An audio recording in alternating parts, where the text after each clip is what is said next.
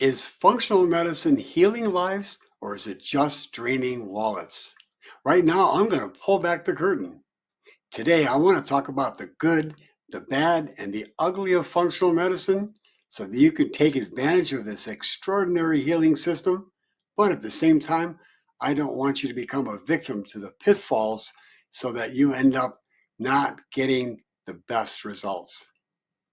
Hello, I'm Dr. Krystosik, and I'm Northeast Ohio's leading expert in functional medicine since 1986. See, I've written 7 books on the subject. Over the past, I've had a radio program for over 25 years, and for the past 3 years, I have a podcast called The Other Side of Medicine, where I interview nationally and internationally known experts in functional medicine to bring you cutting edge information. You see, I've been bringing people information on functional medicine 20, 25 years, sometimes even ahead of the time. I was talking about probiotics. I was talking about the microbiome 25 years ago, where very few people knew about it. So I continue to bring this type of information to my listening audience. So I hope you take advantage of that. But first of all, let's dive into the good aspects of functional medicine. Now, this healing system is able to help people with chronic disease by getting to the underlying root cause of the problem. And they use natural medicines, safe, natural, effective medicines that are evidence-based. Hippocrates, the father of all medicine, years ago, 2,000 years ago, said, above all, do no harm. And that's the motto of functional medicine. Now, at the same time, in conventional medicine, we know that medications and surgical procedures oftentimes have some pretty serious side effects. And so we try to help people to stay clear of those when they can. But at the same time, in functional medicine, we're realistic and we understand that there's a place for conventional medicine, especially when it comes to emergencies. Hands down, it's the best healthcare system in the world when it comes to emergencies. When you have an emergency, when you have a trauma, when you have an injury, when you have a heart attack or a stroke, you don't want to go to a functional medicine doctor's office. You want to get right to the emergency room. And that's where conventional medicine shines. However, when it comes to chronic disease, conventional medicine is flunking. We know from statistics that we're 27th. The United States is 27th in the world when it comes to being able to live a long life and a healthy life. And that's really sad state of affairs when we have the greatest technology, we have the greatest educational system in the world that's ever seen, but yet we're 27th when it comes to outcomes for health in the world. Something needs to be done about that. And functional medicine addresses that in a very positive and constructive way and gets amazing results. Now, here's the bad side of functional medicine. You see, many doctors who practice functional medicine have come over from conventional medicine. They were using drugs and surgery, and they became aware of the benefits of functional medicine.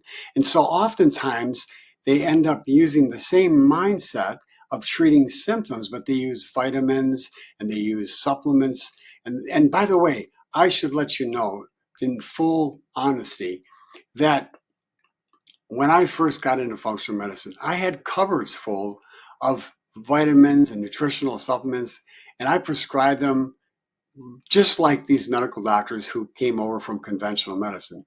Now, medical doctors are not the only ones who abuse this. Again, there are many doctors from naturopaths to chiropractors to osteopaths who really give basketfuls of supplements and treat symptoms, and they are not getting to use the food as medicine. Diet and lifestyle is the number one treatment to help people with natural medicine. The body has the ability to heal itself, and natural medicine really tries to incorporate that construct to enliven, to help to awaken the body's capacity to heal itself.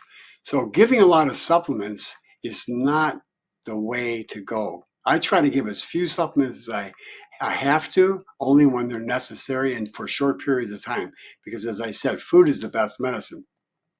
Now, Here's the ugly side of functional medicine, because it can drain your wallet in with unnecessary diagnostic tests. You see, functional medicine has its own set of diagnostic tests, which are very valuable, which are very different from conventional medicine tests, although they're available to all practitioners from all persuasions. The medical profession very seldom uses these functional medicine tests.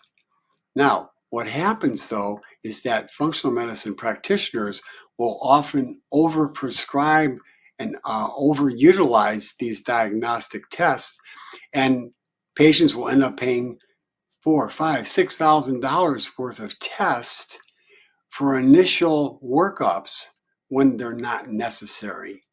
And then what they'll end up doing is a couple, 2 or 3 months later, they'll run those tests again.